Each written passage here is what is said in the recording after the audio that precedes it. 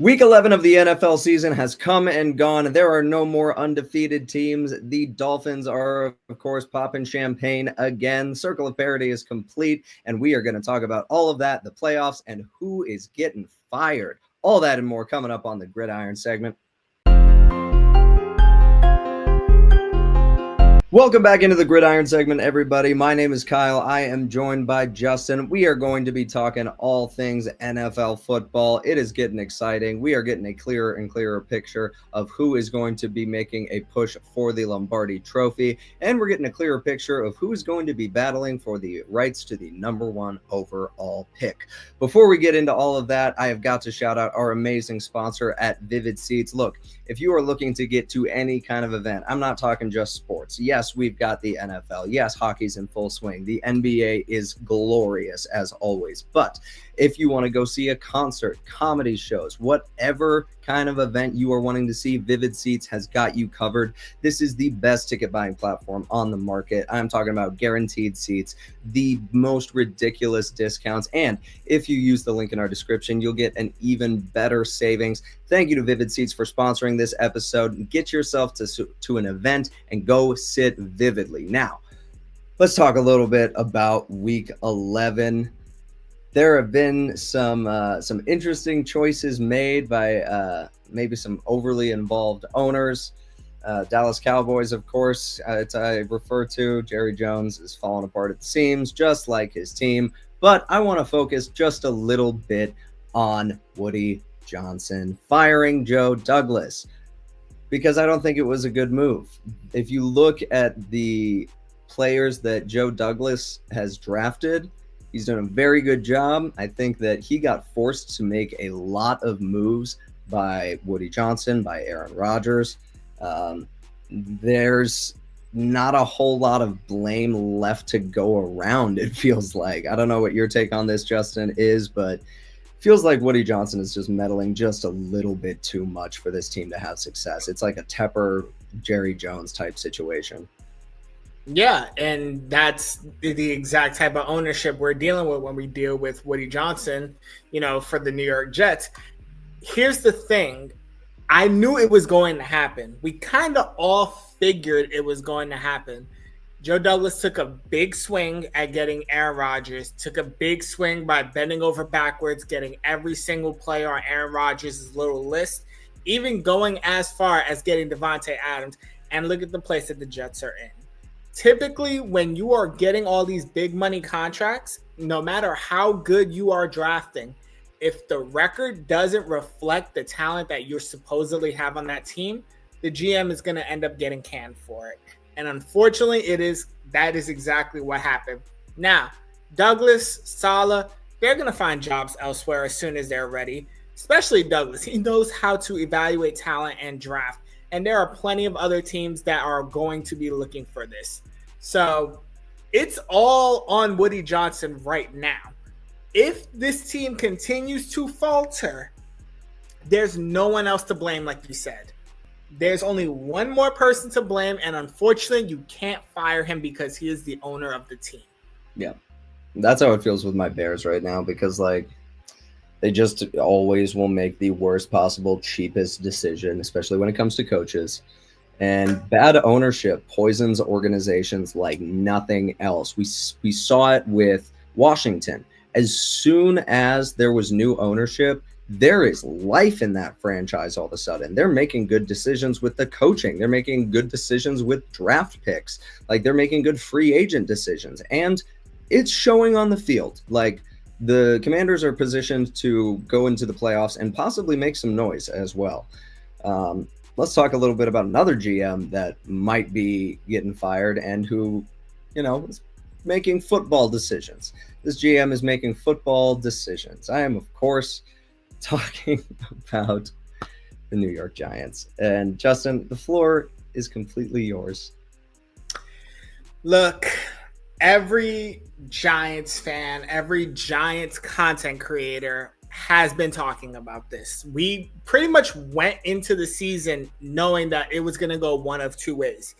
Either Daniel Jones was going to be able to continue his run from 2022, continue to play better, improved offensive line, very much improved receiving game, and all will be right in the world. Like, we would probably be 9-8, maybe 8-9, somewhere in that middle range, or it was going to completely fumble and Daniel Jones was going to find himself benched. Unfortunately, worst case scenario did turn out to be the case. The Giants are 2-8, even after investing all of this money in the defensive lines, in the offensive lines, all this draft capital, getting Malik Neighbors. And it's not even just a Daniel Jones issue. There has been issues throughout the entire season. There has been questions on Deonte Banks, our first round pick from last year, and his effort in the game. There has been so many talks and comparisons about, oh, you should have not let Saquon Barkley go, which I'm going to dispel that right now. Saquon Barkley left. He is doing his thing with Philadelphia. I am proud of him for that. Running back wise, because of Tyrone Tracy, we're fine there. And I think we're going to be fine for a little while. Not even an issue. But the fact that the quarterback play has been atrocious, and if you really need to actually see it, go back and look at that Carolina Panthers game. Specifically, look at that flea flicker where there was two wide open receivers, and he just did not throw it to either one of them. So now this benching has caused a flurry of issues, because not only was he benched for a backup quarterback, which everybody thought was going to be Drew Lock, but it turns out Tommy DeVito is going to be starting. And with Tommy DeVito, everybody's like, why would you bench him for a third string quarterback? What happened with Drew Lock? Drew Lock was simply an insurance policy in case Daniel Jones got injured. And because both of these are true. And if the Giants had any chance of being in the hunt come November, December for football. Exactly. That's all he was. He was an insurance policy. Guess what? Once you're 2-8, you don't need the insurance policy no more. So out goes Daniel Jones, in comes Tommy DeVito. Let me see how DeVito develops to be the backup of the future. Now you got Giants players that are upset by this with the benching of Daniel Jones. I get the frustration, but guess what? That you play horribly. You're not winning us games. What makes you think we're going to keep you on the field? You have anonymous sources that are making reports saying that it was basically full of shit, that it was just a money move. Now, people are saying that that was Darius Slayton, which I could see it because Darius Slayton has been notoriously defending Daniel Jones as a great friend and great teammate should. But got to take a step back and look at it objectively. Y'all are playing horribly, and Daniel Jones has played horribly for 5 out of 6 years. It's over. Yep. Now let's take it to the top. Head coach, GM. Do I think they're being fired? Only if the locker room essentially turns on both of them. It sounds like they are turning at least on Joe Shane and the moves that he made. But if they can find some way to eke out 2 to 3 more wins for the rest of the season, I think both of them are going to be safe. If they do not, I see a world where Brian Dable will probably be let go, but Joe Shane may not. Because everybody can have their complaints, but Joe Shane took us out of what was arguably one of the worst cap situations I have ever seen as a Giants fan and as somebody who dives into analytics and finances of the NFL quite regularly. I think he will be fine. I think at the very least, if anybody's getting let go, it's probably going to be Dable, which I'm not going to be mad with because then we could go after somebody like a Ben Johnson. I don't think that's going to happen, but we get a chance at a new quarterback and maybe a new coach, which unfortunately, another case of that. But that's my rant. Giants fans, it's going to be fine. We planned for this. Yeah. So everybody else, deal with it. No, that's the thing. When I saw people being like, oh, why is Tommy DeVito going in? I'm like, because Cam Ward is right there. And you got nobody that's the future quarterback of the New York Giants right now. There just isn't. Daniel Jones isn't that guy. Tommy DeVito isn't that guy. Drew Lock isn't that guy. He's a backup. He was brought in to be a serviceable backup, like you said, in case Daniel Jones got hurt and the team was clicking. Like if they were in position to like have Daniel Jones rest up until maybe a playoff push and put Drew Lock in to eke out some easy wins that Dable coached the team to. It just hasn't happened. You're 2-8. Like, you're staring down possibly being able to take the first quarterback in the draft. It's bad. Now let's talk about a New York team that not so bad. They did what we all needed them to do. I'm talking, of course, about the one team that does play their football games in New York, the Buffalo Bills. Josh Allen is unbelievable. Amari Cooper out, Keon Coleman out, doesn't matter. Josh Allen's going to find a way to win because I quite honestly think he's the best quarterback in the NFL right now. Patrick Mahomes is playing like crap, and that's just a fact. And the fact that Josh Allen ended a very, very weak undefeated start to a season is very, very thrilling. However, this feels familiar. This feels like the Bills have, stuck it to the Chiefs in the regular season. This is great. It's new energy. And then come playoff time, the Chiefs beat the Bills. Is this going to be any different, Justin? Do not drink the Kool-Aid. We have seen this way too much. I have been saying this as a native New Yorker myself. The Bills right now are the team that gives New York the best chance at getting a Lombardi trophy. But I have seen way too many times over the last several years, teams beat Patrick Mahomes, beat the Chiefs in the regular season, and everybody's like, hi home, and then the playoffs come and they absolutely shit the bed. We've seen it with Cincinnati. We have seen it with Baltimore. And without a doubt, multiple times, we have seen it with Buffalo. This is the ultimate monkey on Josh Allen's back, where it's, hey, I need to beat this team and I need to beat this quarterback. And you know what?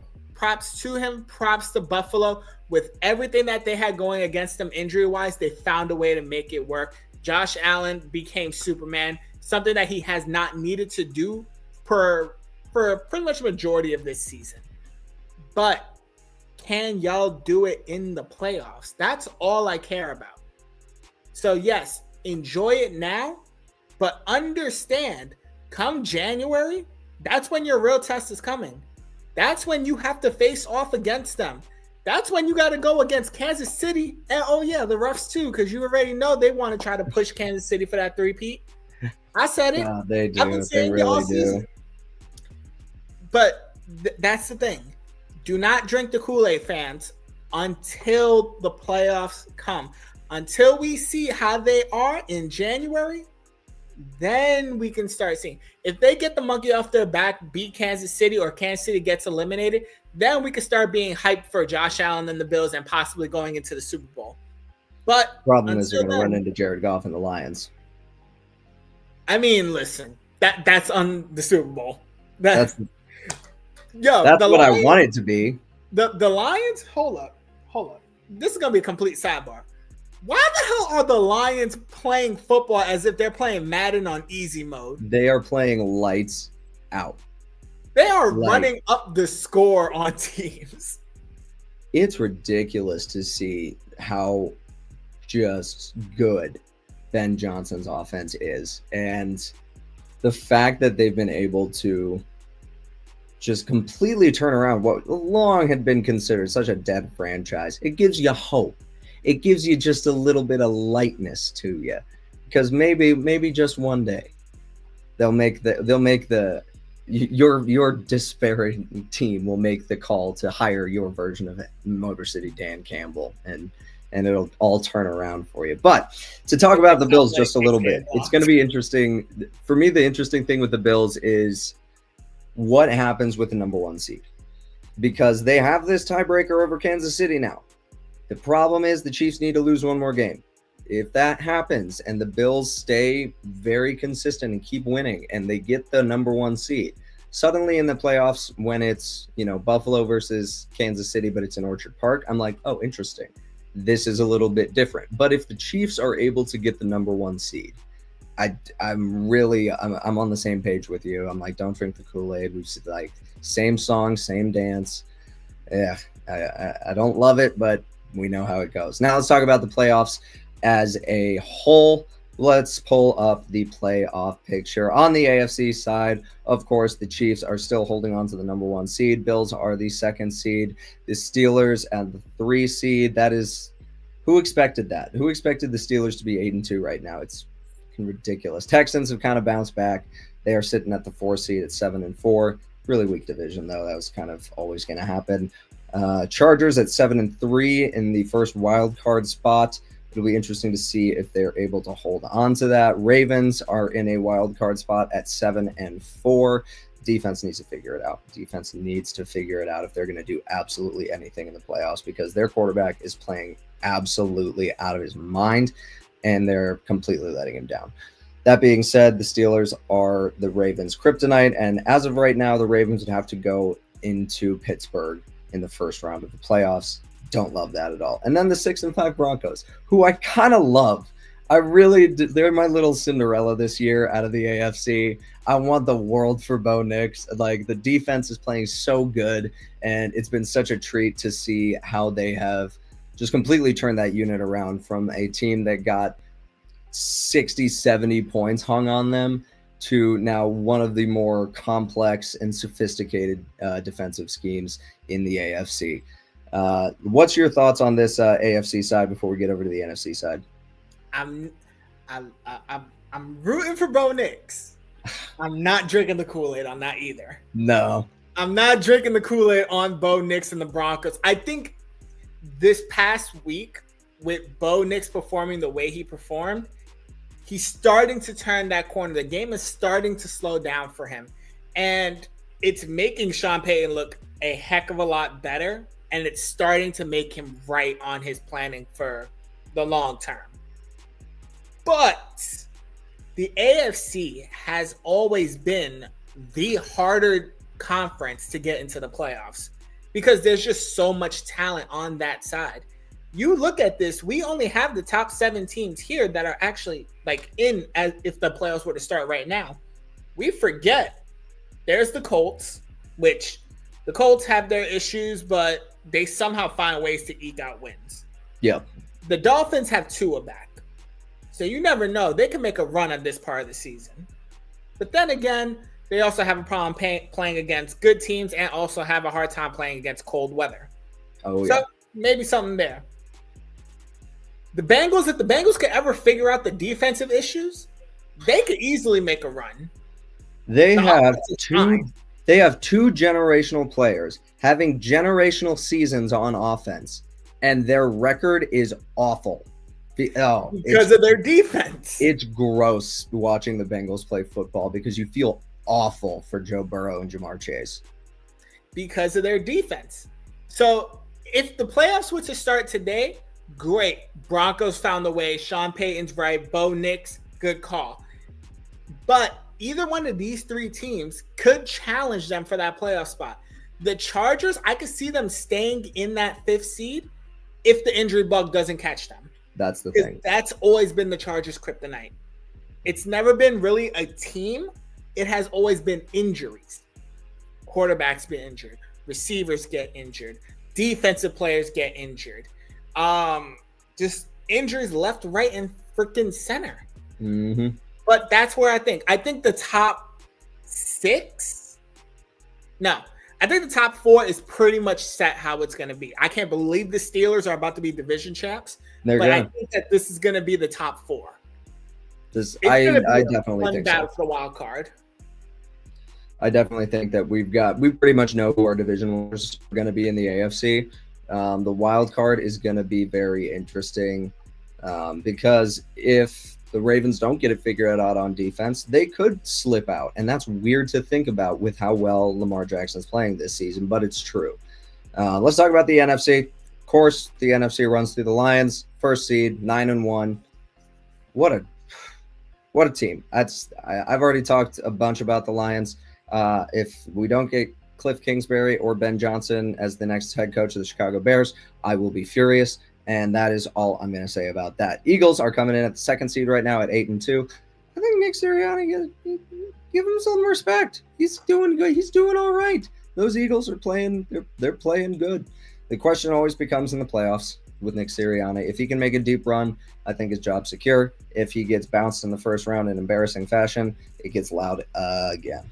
Cardinals sitting at the 3 seed. Good for the Cardinals. Like 6-4. I'm so happy for Jonathan Gannon. I'm so happy for Kyler Murray. This team is such a delightful little surprise. And the NFC West, really competitive. It's everyone is still in it, anyone's game. And the problem becomes the NFC North is so damn good. And the top of the NFC East has a good record. So there's no chance of a wild card out of the NFC West at this point, in my opinion. I don't think that that's in the cards. I think that you're getting at least 2 teams out of the NFC North, probably 2 teams out of the NFC East for the wild cards. Falcons are sitting on top of the NFC South. We'll see if they're able to hold on to that. They've had some weird ones. They got absolutely demolished by the Broncos. Of course, it's an out-of-conference opponent, so it's always going to be an anomaly. But the Bucs are, they're scrappy. They're injured for sure, but the Bucs are still scrappy. They can make a push in a pretty weak division. Vikings at the 5 seed at 8-2. They're playing ridiculously well as well, and I think that they've done enough work in this beginning part of the season to feel comfortable and kind of get through these division games and maybe drop a few, pick up some easy wins over the Bears, and coast to the playoffs. Packers, same deal. They just had a free win against the Bears, so that pads the record for them. Commanders 7-4 in the 7 seed. NFC, you gotta be good to get a wild card spot, and you never really saw that coming. The only easy path to get to the playoffs in the NFC is win the NFC South, it feels like. Justin, give me your thoughts about this NFC playoff picture. It just feels like whoever is going to be a sacrifice to the Lions. I mean, I'm looking at the overall conference and I'm thinking about the NFC South. Yeah, they have pretty much a 2-game lead against the next team. And funny enough, it's the same thing with all the wild card positions. Your next available team after the Commanders is the Rams, who are 5-5. Now, this is something I did not expect, because for the first time in NFL at this point of the season, both conferences' top 7 teams are actually competitive teams.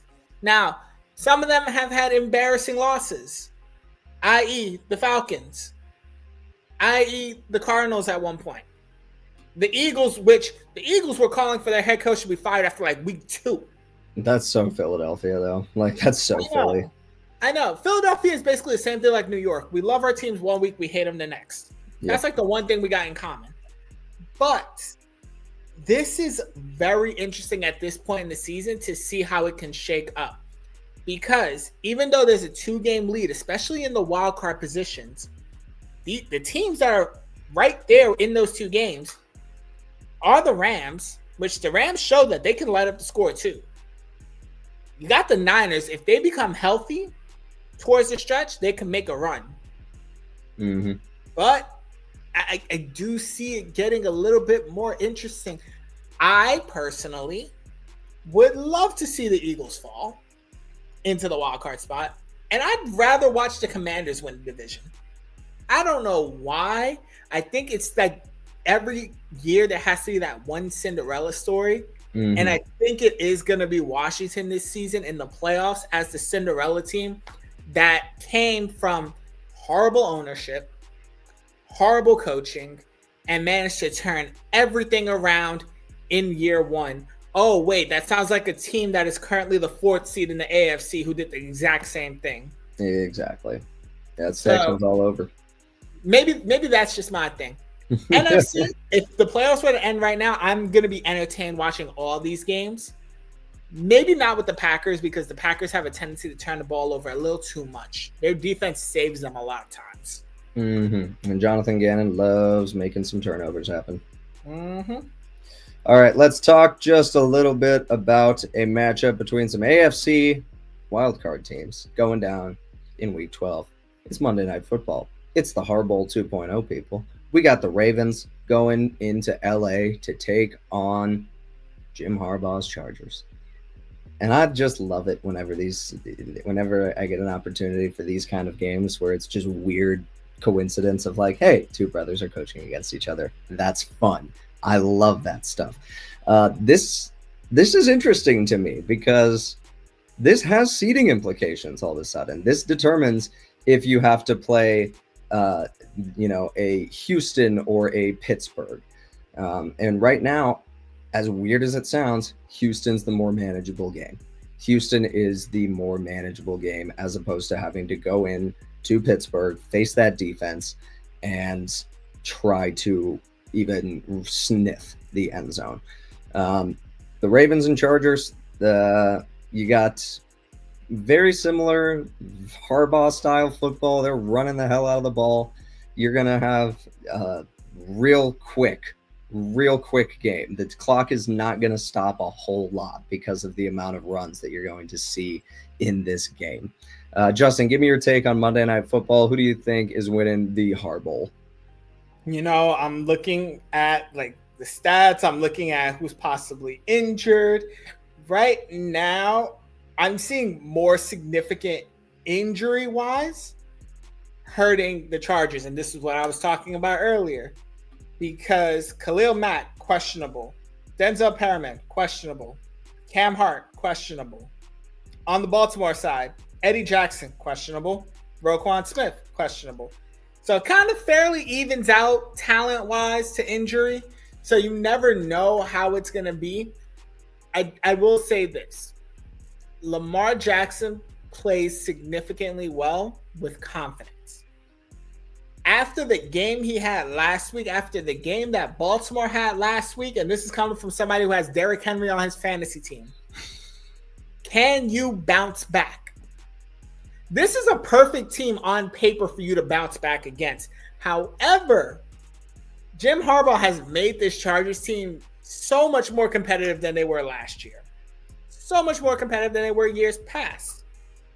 So it could go either way, but you know what? I'm taking the upset. Give me the Chargers to win this one. I love it. It's such an indication of how important coaching truly can be when you look at the Chargers specifically, going from doofus Brandon Staley to one of the better coaches in the NFL, one of the more sought after coaches. They went out and spent big money. They got the top candidate of the cycle. And look at what it's done for them. They're a competitive team. They can make a playoff push. Greg Roman, what a job he's done with the offense. My goodness, like J.K. Dobbins has completely turned around his career. It's been really cool to see. Justin Herbert had a really great statement-making performance against the Bengals. Almost let it go. Chargers almost chargered, but then the Bengals bangled harder. Like that was the best part about that game, the way that it went. On the other side of it, the Ravens are kind of just reeling right now. They got back on track after, getting that loss to the Chiefs early on. But the defense is just not where it needs to be. And when they are facing a good defense, and the Chargers have a good defense this year, don't get it twisted, they've not done as well because they can't get into the shootout type of situation. Their defense can't keep up. Give me the Chargers. I kind of like that. Give me the Chargers. It's going to be a low-scoring one because both teams are going to run the ball. You're going to have a lot of clock going. Give me 23-17. Give me 23-17 Chargers. Give me 24-21 Chargers. I think it's going to be a nail-biter. I like it. Let's talk about some familiar adversaries, the Niners and the Packers. San Fran is so weird this year. They've been injured to no get out. Like, obviously, they've been dealing with so many critical injuries at positions that have traditionally carried this Niners team and offense.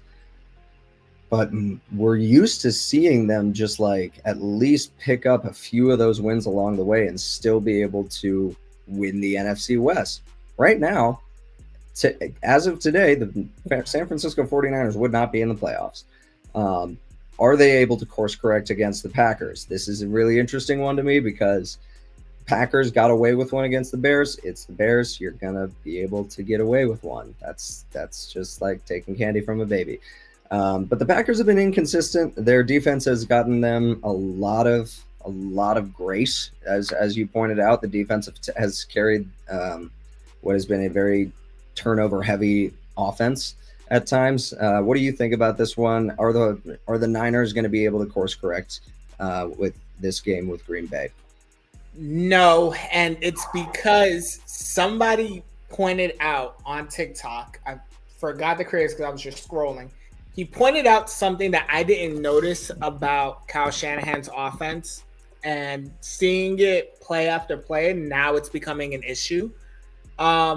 He does not allow his quarterbacks to call protection at the line. It's pretty much designed where the protection is set how it is, and there's a hot route in every single play just in case. And the problem is when you do the exact same thing over and over again in the NFL, defensive coordinators will catch on and they will adjust.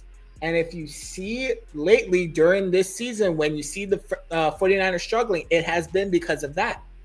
They pretty much crowd the line of scrimmage. They make you throw to the hot route, and they're going to cover that hot route because guess what? They know where you're going to put the ball at. And it doesn't help when your wide receivers constantly get injured. Debo's been injured. Juwan Jennings has been injured. Hell, Brandon Ayuk, who just signed a massive contract, guess what? Out for the season. Karma is a bitch for that one. That sucks. We saw that happening. Nick Bosa, your arguably best player on the team, second best player on the team. I think Trent Williams is their best player. No second doubt. best player on the team, best defender on the team, is like hampered because sometimes he's injured, but he doesn't want to come off the field. And you're just struggling overall because of it. You're literally dragging yourself trying to get into the playoffs at this point. And we all saw this. San Francisco had a window to make things work. Well, guess what? Your window's closing fast. And then at the end of this season, if you consider struggling, if you continue struggling like this, now you got a big thing ahead of you. Are you going to pay Brock Purdy? Or are you not going to pay Brock Purdy? Mm-hmm. You've gotten the luxury for the last couple of years of having a quarterback who just barely cracks $1 million a year. He's so cheap. So cheap. Just $1 million a year. Matter of fact, Kyle, you saw the Hard Knocks with the Chicago Bears, right? Mm-hmm. Okay. You saw when the rookies had to stand up and they listed their name and how much their signing bonus Name was? school signing bonus. I better believe it. Okay. How much was Kyler Murray's? Not Kyler Murray's. How much was Caleb Williams? $24 million. 24 fucking million. $24 million. That was his bonus, signing bonus. Sorry, I was thinking of also Arizona because we're talking about NFC West. We were talking about Lincoln Riley, Cliff Kingsbury, Heisman. Yeah, you're naming all of these like different people that I've seen from Arizona. Next thing you know, we're going to talk about Call of Duty, but that's a whole different story. Geez. He's playing lights out since Black Ops 6 came. Yo, I don't even want to hear about that. It's true. But $24 million signing bonus for a first-round rookie quarterback. You have Mr. Irrelevant, who is just cracking $1 million. Now you got to pay him 50 to 60 if you decide to re-sign him. Guess what? Trevor Lawrence is making that much money, and he hasn't been to a Super Bowl. Brock Purdy has. Trevor Lawrence is making $55 million. 55. Like Dak Prescott is making 60. Never touched a Super Bowl. Hell, never really touched a championship game for that matter. Brock's gone to a bunch of those. Holy shit, man. So guess what? San Fran, chop chop, you got a long way to go. John Lynch, I feel so sorry for you for the decision making you have to do this season. He's got to make some choices. I'm with you. I don't think the Niners can get it done, and the biggest reason is because, like you pointed out, the Kyle Shanahan offense has that huge issue. And guess who knows a lot about Kyle Shanahan's offense? Matt LaFleur. Guess who else knows a lot about Kyle Shanahan's offense? Robert Saleh, who is a consultant with the Packers right now. Oh, and by the way, the defense is the best part about the Packers. Oh, and by the way, they are able to have home field advantage in one of the unfriendliest away stadiums in the entire league in Lambeau Field. it's going to be the Packers. I don't even know if it's going to be remotely close. If it is, it's going to be because of mistakes and turnovers from Jordan Love and the offense. Yeah, no. 27, I'm calling it 20. at least one interception for Xavier McKinney, and I hate saying it. Oh, gosh. Seeing him pissed off on the sideline when it was a 98% chance that the Chicago Bears were going to win, and then they, were the Chicago Bears. I digress. The Packers are going to win. They're going to beat the 49ers. The Packers are going to go to the playoffs again, like they always do. And yeah, it's going to be gross, and I hate it. I wish we could end on a better note than that, but that's all the topics that we had for today. Nope. I think this is a house call staple. All of our teams are struggling. All of our teams are so astronomically bad in such a fun way. We're gonna have so much fun in the off season, though. Like, this is the thing. Tune in for when we're talking about coaching hiring, because we have dogs in that fight. Tune in when we're talking about the draft, because we have dogs in that fight. Make sure that you're following stream the draft. Platforms. You can stream the draft with us. We are always overreacting to absolutely everything. Check us out on all platforms. Make sure you're subscribed. Please hit the like button. It helps us out so much. Follow us on Instagram, TikTok, Facebook, all of the things. We're there. That's Justin. I'm Kyle. I always mess up which way to point. You have been so great to hang out with on the Gridiron segment. Until the next one, peace.